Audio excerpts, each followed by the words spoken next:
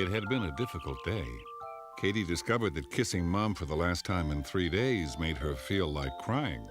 Orbie found out that nothing felt as warm as Dad's hug. And they both learned that even holding a teddy bear didn't really help when you're saying goodbye.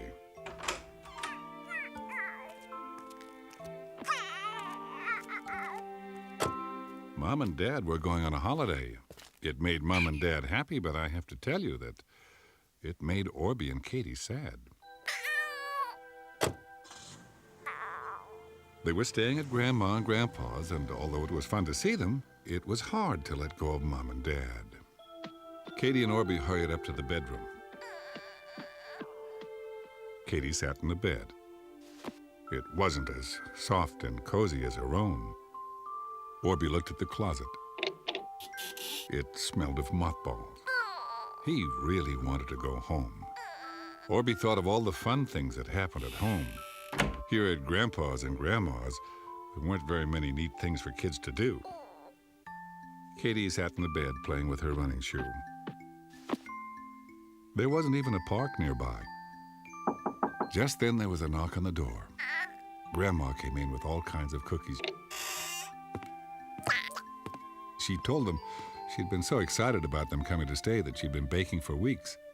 Katie smiled, and so did Orbie, but Grandma noticed that Katie and Orbie weren't excited at all. She sat down on the bed and looked at her guests. She told them that she knew how very hard it was to be away from parents. She had a hard time, too, when she was a little girl.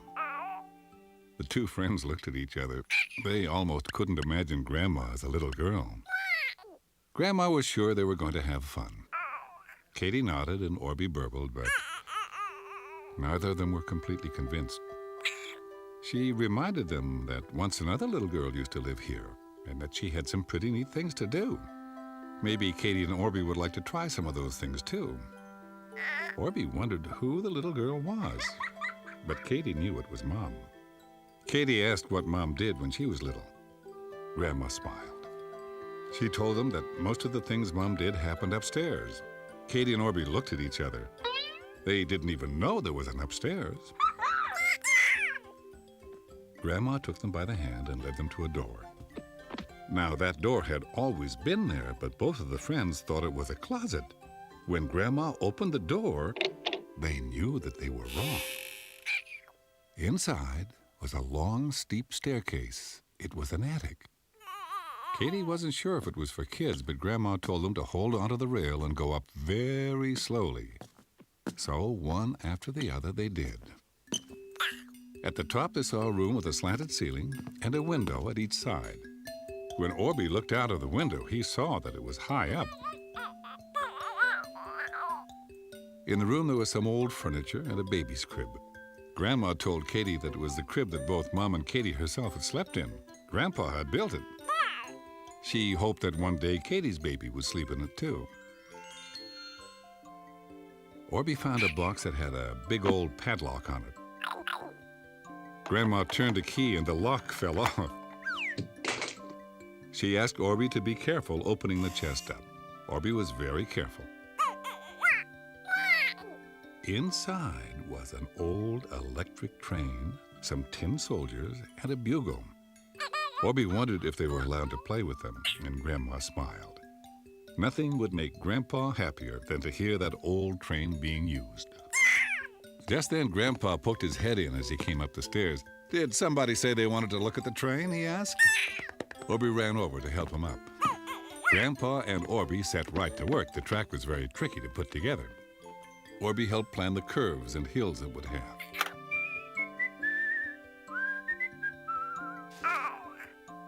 Orbie was glad that Grandpa sat right on the floor where Orbie could hug him if he needed to. Katie found a box of photo albums. In one of the books, she thought the pictures were of her, but they were actually of Mom. Katie didn't know that Mom looked so much like her when she was a little girl. Grandma said that she imagined Katie would look a lot like Mom when she became a grown-up.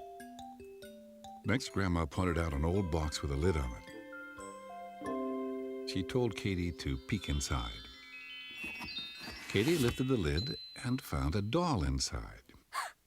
Katie wasn't one for dolls, but the doll was so pretty that she picked it up out of the box. Grandma told her that it had belonged to Mom, but Mom sat it up on her dresser until she thought she was too old for dolls. It had been waiting in a box for another little girl to lift the lid. Katie smiled. Now it would look very beautiful on her dresser. Katie noticed a big thing in the corner that was all covered up with sheets. She wondered if it was an elephant. The attic doesn't have any elephants, Grandma told her. She pulled the sheet off and sparkling things appeared. It was a rack full of all kinds of costumes. There was a wizard's costume, a sparkling princess's dress, a sailor costume, and a mermaid's costume. The one that Katie liked best was a pirate's costume. She tried on the eye patch, and Grandpa told her she looked quite fierce, which was good if you were going to be a pirate. Next, Katie found a spinning top that you had to pump up and down. It spun all the way around the room and bumped into the train track. The train track was ready to go, so Grandpa and Orbie hooked up the engine. It tooted around the track, and everybody laughed to see it go into tunnels and come out again. Katie laughed too. Then she noticed something else under a blanket. Grandma moved the blanket off, and there was a rocking horse. Katie and Orbie could hardly believe their eyes. They took turns rocking in the attic.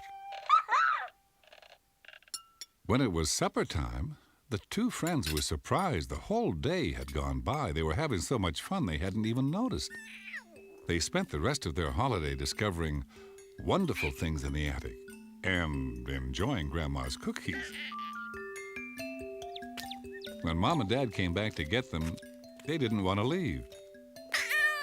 The next time, they would be happy to come and stay with Grandma and Grandpa. They had discovered that, although sometimes things are different, it doesn't mean they aren't fun. And you should remember that if you ever go to stay over at friends or relatives without your Mom and Dad.